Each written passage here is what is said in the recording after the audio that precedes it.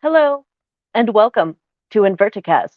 I am Leah from Tarantulia, and today, unfortunately, Nat is not feeling very well, so he is not going to be joining us in the InvwrtiCast today, although there's a possibility that he might join later. Um, Never know with him. In any case, today we will be discussing pollinators and exactly what they are, what they do, why they're important to us, and all things pollinators. So let's get into it. Pollinators are creatures that include birds, bats, insects, butterflies, and um, pretty much any small like mammal. They're responsible for one in every bite of food that you take, and that is worldwide. So, these invertebrates are incredibly crucial to just the global economy, or not economy, the ecosystem, and uh, basically our food supply. So pollinators are pretty important, obviously. So they what makes a pollinator is that it travels from plant to plant carrying pollinators on their bodies. And this allows for the transfer of genetic materials um, to that are critical for reproduction of most flowering plants. So, yeah. So these plants also bring countless fruits, vegetables, and nuts. If the world's half of the world's oils are also produced through these pollinators and pollinating plants. That's pretty amazing. They also help with preventing soil erosion, uh, and they also help to produce like the effects of like decrease the effects of carbon in the atmosphere. So again, very important to the ecosystem in the world. So pollinators, let's get into it as we already are. So they provide services of pollination. These creatures to they provide these pollination services to 180,000 different plant species across the entire world, and 1,200 of those are crops.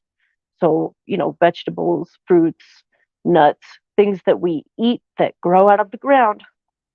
And right now, populations are declining of these pollinators. Their populations are declining because they're losing their feeding and nesting habitats, pollution, misuse of chemicals, and just all sorts of horrible things, changes in climate patterns, and so on and so forth. So, I actually found all of this wonderful information on pollinators on a website called, I believe, pollinators.org. And on that website, there are a lot of really great little tips and things that you can do to actually help pollinators in your region right there in your own backyard. So if you plant tomatoes or say, cucumbers or something like that, that is actually really beneficial to those pollinators because it helps bring them to your yard. So you're going to get really great views of these cool little creatures, but you're also going to be helping the environment and the ecosystem, and of course these pollinators, because they do rely on these plants and crops pretty heavily. So yes, Carrie, global warming is affecting pollinators as well as pretty much any other species on Earth, but these guys are probably the most critical uh, creatures that are being affected by climate change, which is pretty awful.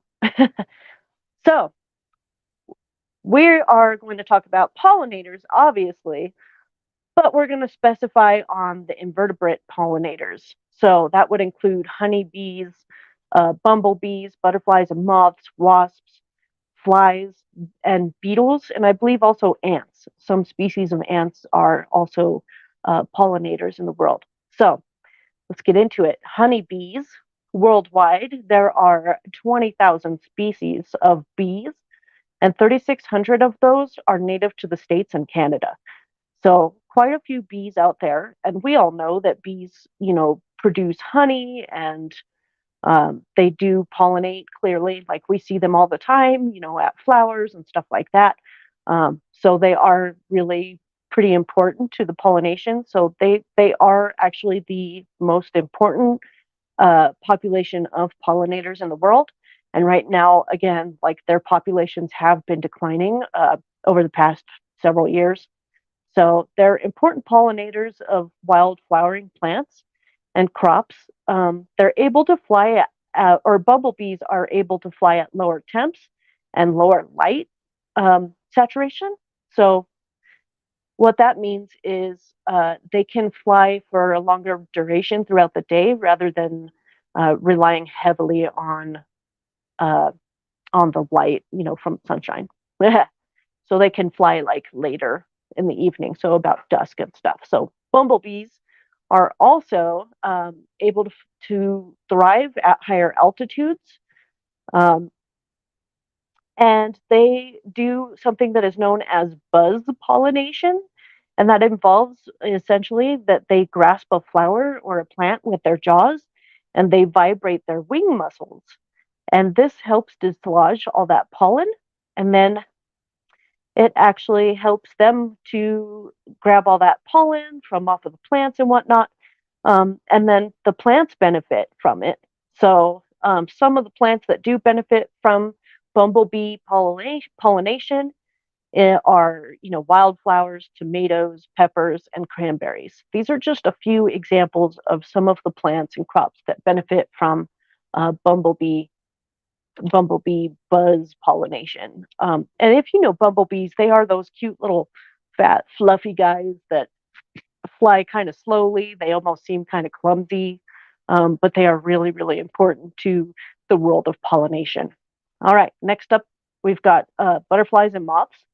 So 19% of butterflies and moths in the U.S. are at risk of extinction. So that means their population numbers have dropped significantly to a point where they have almost disappeared off of the face of the earth. This again is really bad news for farmers and anybody who has crops, or maybe you have a garden in your yard. Those butterflies and moths are vital for the pollination, obviously.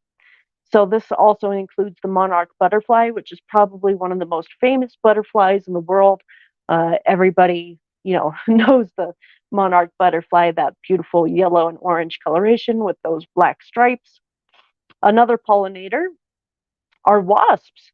So yes, Carrie, I'm answering your next question here. Do wasps pollinate, or are they just pesky jerks? Well, they do pollinate, and sometimes they are kind of pesky jerks. So wasps are adept hunters with a bad rep. So they keep the other insect populations in check, and they keep it in balance. Um, and that's really great. And they also provide incidental pollination through their hunting. So what that means is as they are flying from plant to plant, they are also like getting pollen and flower matter and whatnot on their own bodies, as well as the bodies of the insects that they're hunting. And so through that, as they fly, they're going to be dropping those bits of pollen and whatnot through the area that they're flying through. And so that's what we call incidental pollination. The next pollinator on my list here is flies. So apparently they have a purpose. Sometimes I think a lot of us get really, really annoyed at flies. We see them as pests. We see them as pesky little critters that are just not so much fun to have around, especially not in your house or anything like that. But flies do play an important role in pollination. So there are 85,000 species of flies worldwide. They are reviled as crop killers and carriers of disease, which unfortunately is not entirely true. As you could see, like having flies on this list of pollinators, then clearly they actually serve a very important purpose. So maybe it'll make you think twice about those flies that, swarm your kitchen a little bit. If only we could catch them and release them outside, right? Anyway, they actually serve as a really great food source for migratory birds and other pollinators. And they also help to pollinate certain plants like apples, peppers, mangoes, and cashews. So a lot of nuts are on this list. I wonder if anyone uh, can tell me why you think nuts, like peanuts, cashews, those kinds of nuts are on this list. That's pretty fascinating. And the last pollinator on my list are beetles. So these guys, beetles, are the most diverse group of organisms in the entire world. So clearly, they play a huge role in pollinating and being pollinators. So, one in every four species of plant, animal, bacterium, or fungus in the world is actually a beetle. So, that's pretty astonishing if you ask me. And they we believe that they were the first insect pollinators of the Jurassic era, like the late Jurassic era, which was 150 million years ago. So beetles have been around the world for a very, very long time. They also help to pollinate magnolias and water lilies. Now, magnolias to me are very important because I use dried magnolia leaves in my enclosures with my tarantulas. So keeping magnolias around is just the best. Make your mind up on which day. What? Hi. Did we post it funny? Did I mistake something? I must have mistaked something. Here, let me go ahead and show that one from Santa Simon at the Mantis Garden. He must be confused as to what day we were going live.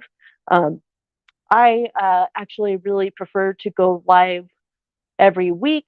Obviously, we try to keep that really consistent, just because it's better for our audience and our people who follow us. So, what are your thoughts on pollinators? Well, you were expecting Sunday. Oh, okay. Well, shucks. I apologize for that, Simon. It is today.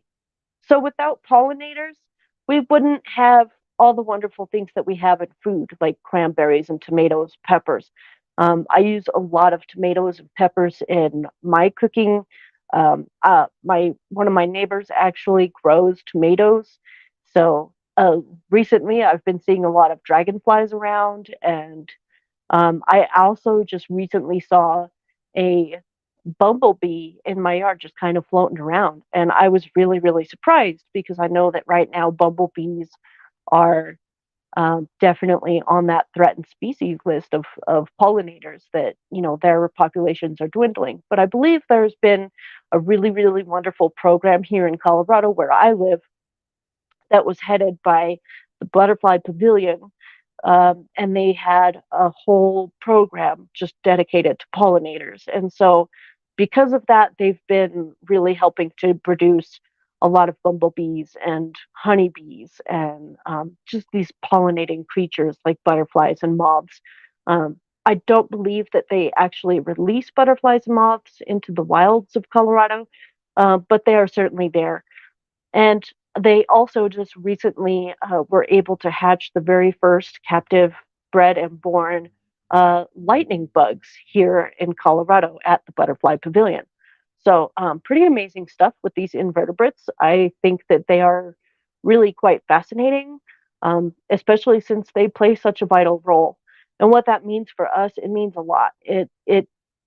They contribute to the global economy in ways that we could never understand because of the crops and the flowers that they help to pollinate and produce. Um, that it's just a huge, major part of the ecosystem and the global economy. Um, all right, we got a question from Carrie. Let's see here. She asks, the beehive at the Butterfly Pavilion has been active since 1935. Uh, it was saved from the original Botanic Gardens. That's fascinating. Thank you so much for that bit of information, Carrie. I actually didn't know that. That's really, really amazing. I wholeheartedly support the Butterfly Pavilion here in Colorado. Just for that reason, I know that they have that big, beautiful honey hive, And who doesn't like honey? I love honey. I like to put honey on pretty much anything like bread wise, or I even will put honey on pizza. We do have, a pizza place here that is also native to Colorado that puts honey in their crust. So honey again is a product of those pollinators, of those honeybees. And so because of that, it's just really, really great to support honey and the honeybees and hopefully those beekeepers and beehives in the world. Mantids love honey. Oh, I totally agree. As do most arthropods. Yes, honey is really, really rich actually in um, antioxidants, and it is also known to be like a natural antibacterial. So that's also another really, really great benefit of honey from those beautiful honeybees in the world. And Carrie is saying it's amazing to think the generation of bees making honey. Oh, thousands, hundreds of thousands of generations of bees probably go into making like 2 or 3 years worth of honey production. So it is pretty fascinating to think about how many bees it really takes to create a honey, like a honeycomb and whatnot. Bees are super, super, super, super vital to the world. I thought that I had, gathered up a whole bunch of information, but unfortunately, I think I'm running out. I am so sorry, my friends. It's kind of difficult without a co-host, to kind of go back and forth with about, talking about pollinators and whatnot. But thankfully, I have my amazing audience. You guys are wonderful. Simon from the Mantis Garden says, I have a friend that wrote a book about bees. Can't remember her surname or the book's name. Oh, well, that's okay. We'll figure it out later. I'm sure we could find them. And yes, but in any case, bees obviously are probably the most popular pollinators that most people know about. Um, they are super prevalent all throughout the world. Obviously, as I said before, what did I say before about 20,000 species of bees worldwide. So that's pretty incredible. Um, and they're seen as kind of pesky. Yeah, they do have stingers and whatnot, but actually most pollinating bees don't have stingers. So like bumblebees do not have stingers, and I believe honeybees are also a whole bunch of species. There's a whole bunch of species of honeybees that don't have stingers at all. So Carrie says it's important to support local bee beekeepers selling beeswax candles and honey because their work helps support life around you. Absolutely.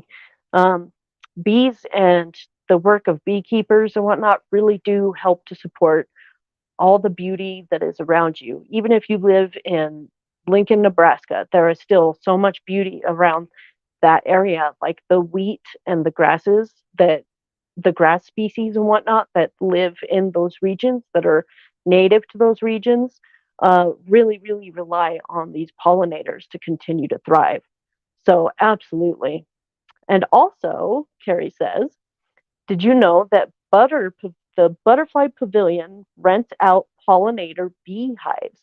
I did not know that. That's really cool. Obviously, it's only local here to Colorado. Um, but that is a really, really awesome fact about bees that you can rent out a pollinating beehive. So I'll have to look into doing that in the future. Obviously, I'll make a video about it. Um, and so hopefully I'll let you guys know. I'll have to update you guys on my adventures with that. Otherwise, that is it. Had I known they would rent, I had gotten you a beehive. Aw. Obviously, Carrie is my partner, so I just recently had a birthday, and so that's a really great birthday idea for me. Thank you, Carrie. I appreciate that. That's really sweet. But yeah, so everybody knows about bees, like bumblebees and beehives.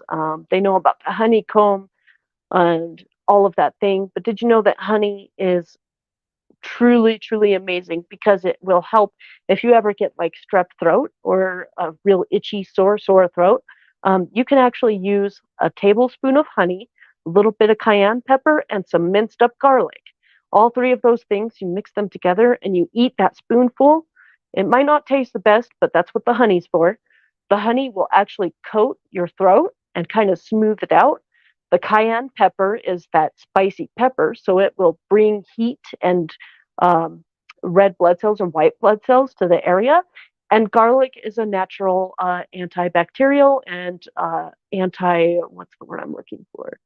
Antiseptic type, anti-infection, it's, yeah, an anti-inflammatory. So, yeah, just that one little teaspoon of natural ingredients will definitely help that sore strep throat. Um, but among other things, beetles are also super important. Another pollinator that's super important, beetles. We know that there are dung beetles in the world that actually eat dung or caca, poo poo, which is wonderful. I am forgetting about other pollinators. Will you tell me about what some of those other pollinators might be, Simon? I would appreciate that. I know that there are some ant species that are also pollinators. Um, and I believe dragonflies are also considered pollinators, but I'm sure that there are quite a few other inverts that I'm forgetting are pollinators. Yes. Let's see. Shady Things. Hello, Shady. Welcome to the podcast. We're talking about pollinators. I bought a bunch of carpenter bees to hatch in our garden a few years ago. No way. Oh, I love that. That's really amazing. So there you are. Shady is also doing wonderful things to help pollinators in her local region, which is, we all want to save the world, of course. We all want to help the environment and help climate change and all those things. But because most of us are just kind of normal people and live in our everyday lives, we only have so much reach. But our reach is still very, very important because at that local level, you can really, really affect real change. And you can bring pollinators back into the world just by doing simple, small little things around your yard, around your house. So, like, I know here in Colorado, planting marigolds and lavender, and flowers like that will actually really help pollinators like bumblebees and honeybees around the areas. And then also another wonderful thing that you can do is, in those early spring months when most people are starting to clean up their yards and getting everything all nice and beautiful. Actually, if you wait until about the end of May, early June to do any of that, you are going to be helping pollinators like bumblebees that actually nest on the ground. So they use the leaf litter and foliage that's on the ground as their nests because again that a lot of people think that they live up in trees, but that's just not true. They actually live right on the ground right next to you. So trying to avoid cleaning up all of that leaf litter and foliage, maybe some broken branches that came down during the winter, actually really, really helps those bumblebees and honeybees. And yeah, so I'm really interested about the carpenter bees, Shady Things. This is fascinating. I'm sure that, again, like the 20,000 species of bees that are around the world. I mean, they're all just absolutely vital. So yeah, Simon came in late. I thought this was Sunday. Yes, yeah. Uh, there must have been some misunderstanding, and I apologize for that, guys. But I believe that from now on we should be doing Saturday. If not, we will be sure to make that a lot more clear in the future. Uh, Again, another thing that pollinators are really important for is some of them are cleanup crew, like I was saying with dung beetles, that they will roll up balls of poo, and that's what they eat. And so, because of that, again, they're kind of that incidental pollinating, just like the wasps are. I'd also believe that yellow jackets are also pollinators, and a lot of ant species are as well. I'm pretty sure carpenter ants are a pollinator. Um, just because, when they're out foraging for food and stuff, they will probably gather some of that pollen and move it around with them as they're traveling on their trails. Moths do pollinate, Carrie. Yes. Thought they just ate your clothes. Well, I do believe that moths do prefer to eat fibrous things, so that is why we do tend to find moths in our clothing in the closet. But no, they are pollinators. So fibrous things being like oats and wheat, um, uh, flour, like the wheat that we make flour with. That's what moths are actually after, and so that's how they pollinate. I believe they also go for certain grasses. Don't hold me to that because I'm not an expert, but I'm pretty sure there. And Schaefer beetles are a good one. Thank you, Simon from the Mantis Garden. I love that. And then, what do you think they ate before clothes? Yeah, absolutely, probably cotton, because cotton, as we know, is a very flowering plant here, and it is very widely produced throughout the states. I know that.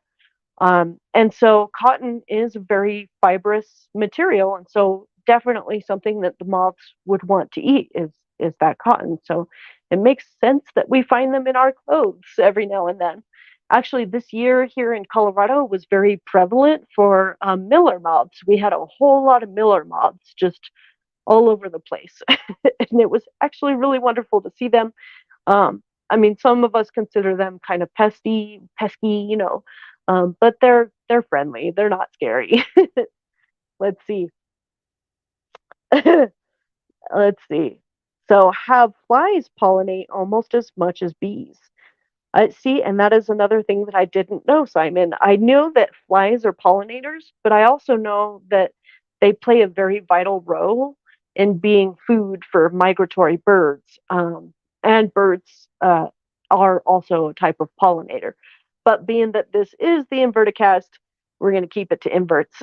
Sorry, guys, not going to talk about birds. But because they are a food source for other pollinators, that is a pretty big deal. But flies also, I mean, I don't even know exactly what they eat, but I have seen them a lot around plants and flowers. So that is really, really important that flies are pollination or pollinators, and a lot of accidental pollination as well. Absolutely, through humans even. I know here in, like I said, in Colorado, we have a lot of wildflowers. So in the spring and summer months, a lot of people love to go up kind of in the mountains to go look at all the beautiful foliage that appears, once a year or so. And the wildflowers obviously are producing that pollen that the bumblebees and honeybees and dragonflies and all of these butterflies and beautiful pollinators are attracted to. And so, as the people are going up into the mountains and going on the mountain trails, their bodies and their clothing and whatnot are going to be brushing up against those plants, and because of that, they are probably going to get a little bit of pollen on their bodies. And as they're walking along, that pollen will slowly kind of drop off of their bodies and clothing and whatnot. And so, yes, they are accidental pollinators. Absolutely. Small mammals is also another pollinator, but possibly accidental pollinators. So, like moles and mole rats, probably some prairie dogs as well. And we have a lot of prairie dogs around here. Stoats, possibly over in the UK. I know stoats are possibly a small mammal that could be considered a pollinator. And yeah, yeah, so a lot of creatures are very vital to being pollinators, and it's really, really important for us to know these things just so that we can be aware of the effects that we can have from a day-to-day, uh, just a day-to-day uh, lifestyle. Like I said, waiting to clean up all the leaf litter around your yard. That's a big one, especially for those bumblebees.